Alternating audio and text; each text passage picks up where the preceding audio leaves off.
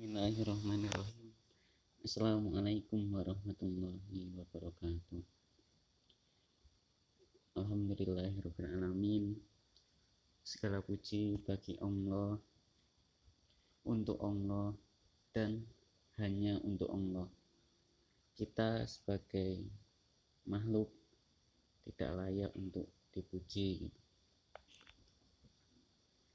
Salawat serta salam semoga senantiasa kita curahkan kepada junjungan Nabi Agung kita, Nabi Muhammad SAW, yang telah membawa kita dari zaman jahiliyah menuju zaman Islamiyah.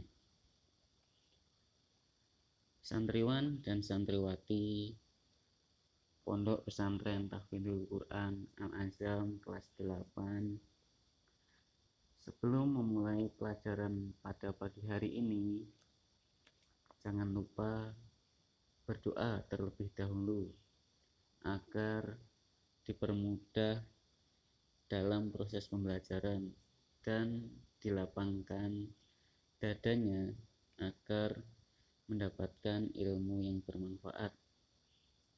Dan jangan lupa siapkan buku mandiri kalian, buku tulis kalian, dan alat tulis kalian. Tapi berdoa terlebih dahulu. Berdoa mulai.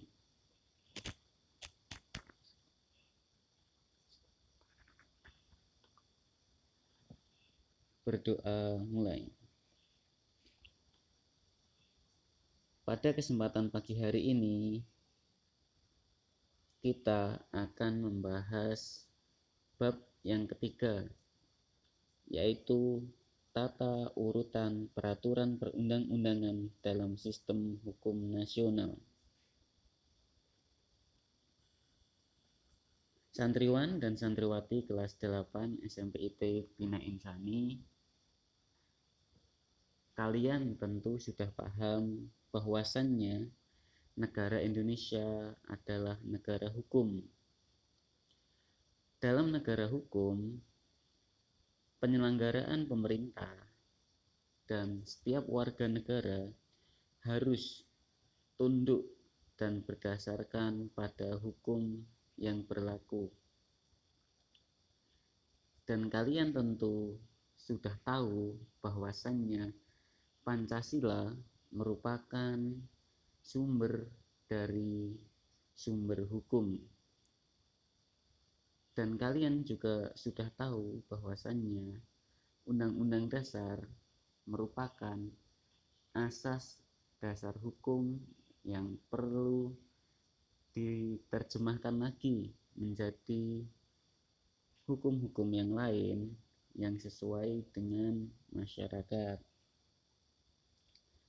Pada pembahasan pagi hari ini, yang pertama kita akan membahas tentang makna tata urutan peraturan. Yang pertama, peraturan perundang-undangan. Peraturan perundang-undangan berbeda dengan undang-undang karena undang-undang hanyalah bagian dari peraturan perundang-undangan. Lantas, apa yang dimaksud dengan peraturan perundang-undangan? Ada yang tahu nggak? Peraturan perundang-undangan adalah semua peraturan tertulis yang dibentuk dengan cara-cara tertentu oleh pejabat negara yang berwenang, seperti DPR, DPRD, Presiden, dan Gubernur.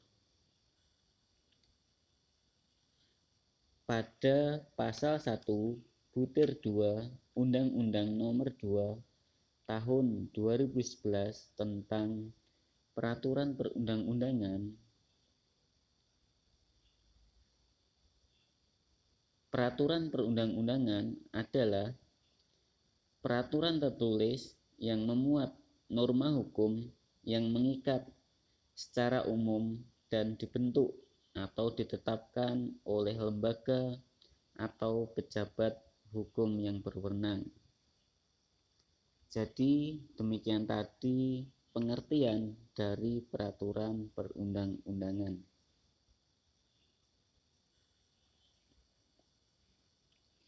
Selanjutnya, ciri-ciri peraturan perundang-undangan. Yang pertama, dibentuk atau dibuat oleh pejabat yang berwenang.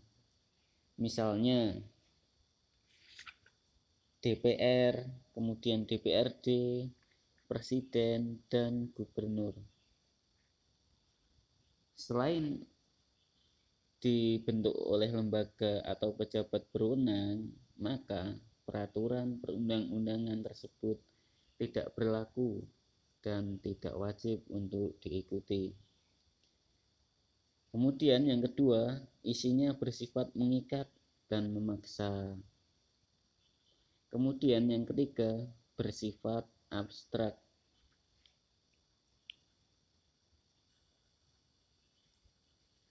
Yang kedua, peranan peraturan perundang-undangan. Peraturan perundang-undangan dibuat dan ditetapkan oleh lembaga yang berwenang, memiliki berbagai macam peranan. Menurut Bagirmanan, ada beberapa peranan peraturan perundang-undangan. Yang pertama, merupakan kaidah hukum yang mudah dikenal, mudah diketemukan kembali, dan mudah ditelusuri. Coba kalian buka buku mandiri kalian halaman 38. Yang kedua, memberikan kepastian hukum yang lebih nyata, karena kaidah-kaidah dalam peraturan perundang-undangan mudah diidentifikasi dan diketemukan kembali. Kemudian yang ketiga, adanya struktur dan sistematika yang jelas. Struktur dan sistematika lebih mudahnya ya seperti urutan-urutan yang sistematis, sehingga memungkinkan untuk diperiksa dan diuji kembali baik dari segi formal maupun segi materi muatannya. Yang keempat, pembentukan dan pengembangan peraturan perundang-undangan dapat direncanakan. Selanjutnya, yang nomor 3 yaitu fungsi peraturan perundang-undangan. Menurut Bagirmanan, peraturan perundang-undangan memiliki dua fungsi, yaitu fungsi internal dan fungsi eksternal.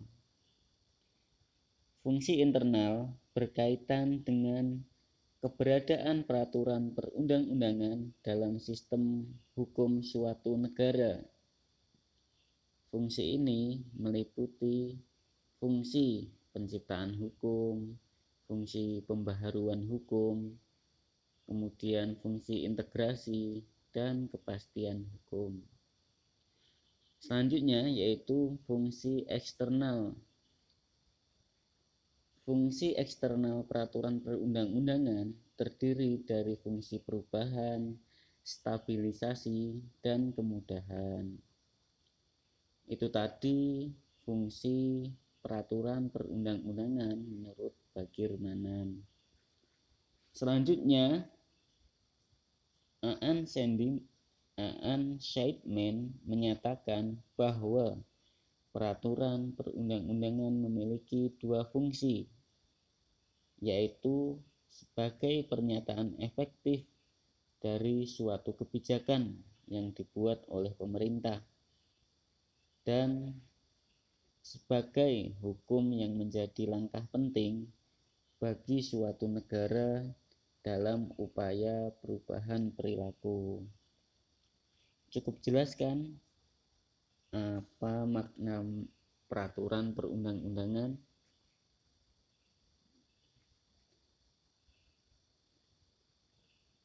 Santriwan dan santriwati kelas 8 SMP IT Bina Insani. Selanjutnya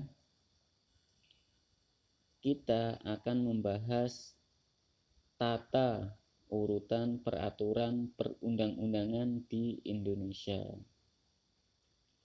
Menurut Undang-Undang Nomor 12 Tahun 2011, tata urutan peraturan perundang-undangan di Indonesia yang pertama atau yang paling tinggi adalah Undang-Undang Dasar Negara Republik Indonesia tahun 1945. Kemudian di bawahnya ada ketetapan MPR. Kemudian yang ketiga ada undang-undang. Kemudian yang keempat ada peraturan pemerintah atau PP. Kemudian yang kelima ada peraturan presiden. Kemudian yang keenam adalah peraturan daerah provinsi. Dan yang terakhir atau yang ketujuh adalah peraturan daerah kabupaten atau kota. Ini tadi urutan peraturan perundang-undangan di Indonesia dari yang paling tinggi sampai yang paling rendah. Yang paling tinggi yaitu Undang-Undang Dasar Negara Republik Indonesia tahun 1945. Kemudian yang paling rendah adalah peraturan daerah kabupaten atau kota.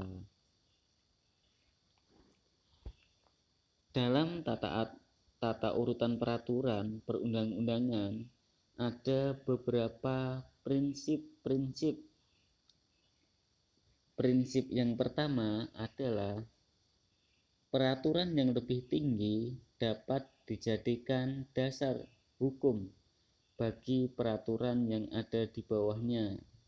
Misalnya nih, Undang-Undang Dasar Negara Republik Indonesia dapat dijadikan dasar bagi ketetapan MPR, kemudian undang-undang, sampai peraturan daerah kabupaten. Jadi peraturan di bawah ini harus mengikuti peraturan tertinggi.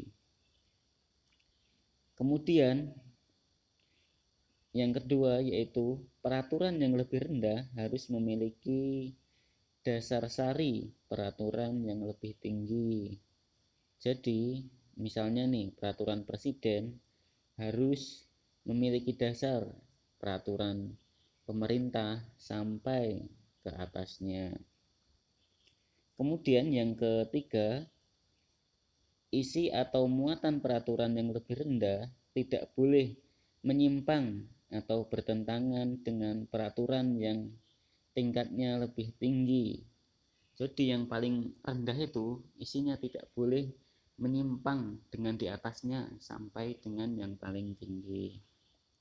Kemudian yang keempat, peraturan hanya dapat dicabut, diganti, atau diubah dengan peraturan yang lebih tinggi atau dengan yang sederajat. Kemudian yang kelima, peraturan yang sejenis apabila mengatur materi yang sama, peraturan terbaru harus diberlakukan.